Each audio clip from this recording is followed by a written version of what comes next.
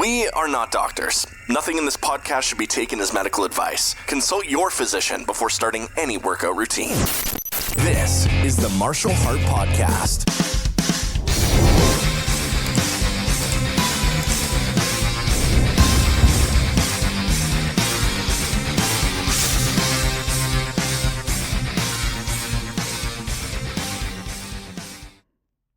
Hey everybody, how are you? Good to see you. It's been a while, I know.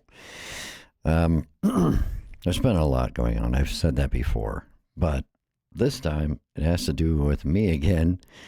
So since we came up on the 1 year anniversary of the heart attack and all the stents being put in and things like that, I was due for more testing and all sorts of stuff and follow-ups. And we've been following up off and on over the last year because of the chest pressure that I've been feeling. And they had pretty much written it off that I was having anxiety attacks, and that's what was causing it. So they changed my meds, they did some different things, and it didn't fix the problem at all. So back and forth, they finally decided to do a DEXA scan and a stress test and radiation stuff. And what they decided was that there's scarring, of course, that happens after you've had a heart attack or two. But there was also some ischemia, which is a narrowing of the arteries in a different spot. And I don't know if it's something that they skipped last time because it wasn't a priority or something they missed last time. But there's, he said the left side of my heart is not getting enough blood. And so this week I get to go in and get, roto-rootered again around my heart. They're going to go in with the catheter again and look at it and see if they can do a stent or something like that. And that might actually fix my issues, maybe. So we're kind of hopeful that that will take care of it. But yeah, it's gotten worse. The chest pressure and stuff has been getting gradually worse over the last several months. And now it's like a constant thing. And it's very uncomfortable and makes you really nervous. It makes you think you're having a heart attack. It's almost like you're having a very slow heart attack. But they're going to go and take a look at it again. So the DEXA scan showed them some things that they didn't like. And here's a good heads up for if something's not right. We did the DEXA scan 2 weeks ago. My follow-up appointment is for December. And about 3 days after I did the DEXA scan, they called and said, hey, you have this appointment in December. We would like to see you now instead. So that's usually not a good sign because they had seen some things they didn't like. So they wanted to figure out a path to addressing it right away. And by the time he decided we're going to do another cath procedure, we're going to go in and with some stents or whatever we're going to do, it was literally a week.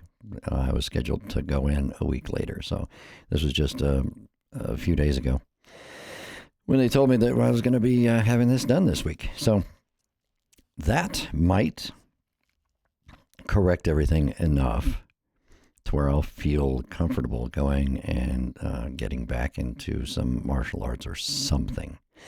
It hasn't really prevented me from doing anything physical.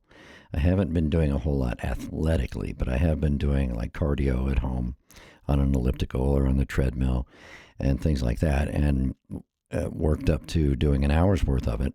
So it wasn't stopping me from doing those sorts of things, and it didn't seem to aggravate the condition or make me feel worse or better. It didn't have any effect on it whatsoever. So I continued to do that. I've been working this whole time. I have a kind of a physical type of job, so I'm moving around all day. I'm getting all my steps in, definitely, and climbing things, and then doing cardio at home till the last few weeks.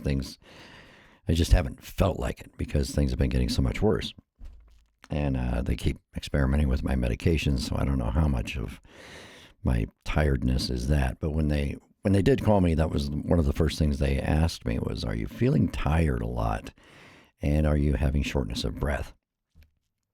And initially I said, well, I am tired a lot, but I don't know if that has anything to do with my heart. And I told them, no, I'm not having shortness of breath because I'm not.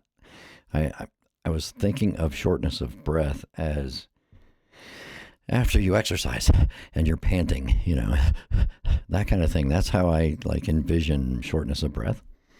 And instead it's just really, I started thinking about it a lot, and I'm like, well, all throughout the day, I wound up having to go taking a deep sigh. And that's just sucking a lot of oxygen into my system and then slowly letting it out. And I started thinking about it, and I'm like, am I doing that because of shortness of breath? And it seemed like I probably was. So I got back in touch with them and I said, I may not have given you the full answer on that one. And but we're going to address it, and we'll see if that fixes some of these issues. But I don't know how much damage was done to the heart, because they said there's some scarring there. And of course, they're not showing me the pictures. They haven't shown me any of the pictures from the Lexa scan or anything. I'm not sure when I'll be able to see that, because they don't put it on your portal, which I think is stupid. They put everything else on there, all your lab results. They could put pictures of your scans and stuff on there. It's dumb. I don't know why they don't do it, but they don't. So I haven't been able to see it. The only way I saw my peripheral artery scans was because I was in the room with the doctor when he was looking at them, and I said, hey, show them to me. So he moved them around so I could see the screen. And I took some pictures of my scans, but I don't know. I think they don't think anybody's interested. They just want to know what's wrong with them and how are we going to fix it, But hopefully we can fix it. Once we do, I'm still going to be on the blood thinners probably forever. And so I'm not sure how much heavy contact sports I'm going to be able to do. And it's really just because I bleed easily now, and I was already a bleeder to begin with because my skin is damaged and thin, and I would my head would get cut open or scratched or abraded or something, and I would start bleeding. But which isn't uncommon, don't get me wrong. Those kind of things happen, and it's fine. But with blood thinners, I'm going to keep bleeding. It's not going to be as simple as I'll just slap some hockey tape on there. That's what I used to do. My hand just cracked open right here. I'm just going to slap some hockey tape on there and then go back in and roll some more. And I don't think I'm going to be able to do that, because it's going to be more of a, now I have to address this bleeding situation, because now it doesn't stop bleeding fast enough, and you're having to change bandaging relatively often to keep it clean and stuff, depending on how severe the cut is. So I don't want to bleed on people. I don't want to make people uncomfortable rolling with me and things like that. So I'm not sure what's going to happen with that. But once we get all of this heart stuff hopefully taken care of, I can make a more informed decision. I can talk to the doctors about, the reality of it, the realistic expectations that I can have. But I'm going to do something. I just don't know what it is, because I can't just stop doing stuff I like. And I think that's really been damaging to my mental health and my outlook on life, because I'm not doing the things that I truly did love doing. And I might have to find something new, something different that doesn't involve, one-on-one combat with people, so that I don't bleed on them or whatever. And maybe it might be too intense, depending on, how my heart is doing. It might be too intense for me now. I don't know. So after we're done with this one, we'll revisit it and see what's going on. But I got to do something. I don't know. Maybe I'll just take up sword fighting or something. I can do that. Take up fencing. I've never done that. It looks awfully boring. So anyway, that's where we are. So I wanted to get on here and tell everybody how I'm doing and what's coming up. I will let you know how it goes. I'm supposed to be in there in 4 days to have this procedure done. So they say if everything goes well, it's just going to be I'll go in there really early in the morning. Like they do this just ridiculous thing where they want you to show up at 5 o'clock in the morning. And then, by 5, 6, 7 at night, you're able to go home. So it might be that way. But if there are any complications or anything at all, really, they keep you overnight at least, and to keep an eye on you. So we'll see. Last time I was in the hospital for a couple of days. I was in the hospital a couple of days before because they tried to do a couple of things. And then I was in the hospital for a couple of days, the day of and the day after and all that. So, I spent about a week total, I guess, in the hospital after the heart attacks. But that's what's going to happen. And I'll keep you posted, and we'll see. And give me some suggestions. What's a good idea that doesn't involve punching people in the face or kicking people and making them bleed or making you bleed and rolling around and getting your face smashed by people, which probably wouldn't be so bad right now because I've put on like 25 pounds since I had the heart attack. So now I'm going to be one of the heavy guys. And it's not good. It's not good at all.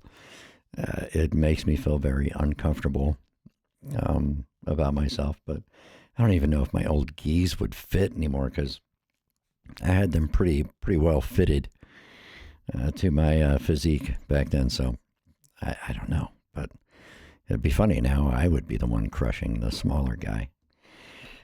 Maybe I need to put on another 25 pounds. And that will be my key to jiu-jitsu, is just being bigger and heavier than the other guy. I know it doesn't work that way, but it's fine. But I'll keep you guys posted, and I'll talk to you next week, probably, next weekend, and I'll let you know how it went. If I don't come back, hey, who knows? Maybe I'm not here anymore. But that's not funny. I'm told that those kind of jokes are not funny. So I got to stop doing that. But hopefully I'll be back next weekend, and I'll tell you how it went and tell you how I feel, and we'll go from there. And once I know what direction I can go in, maybe I'll be able to do some more, of this podcast, if anybody's interested. So until then, take care of yourselves, and I will talk to you soon.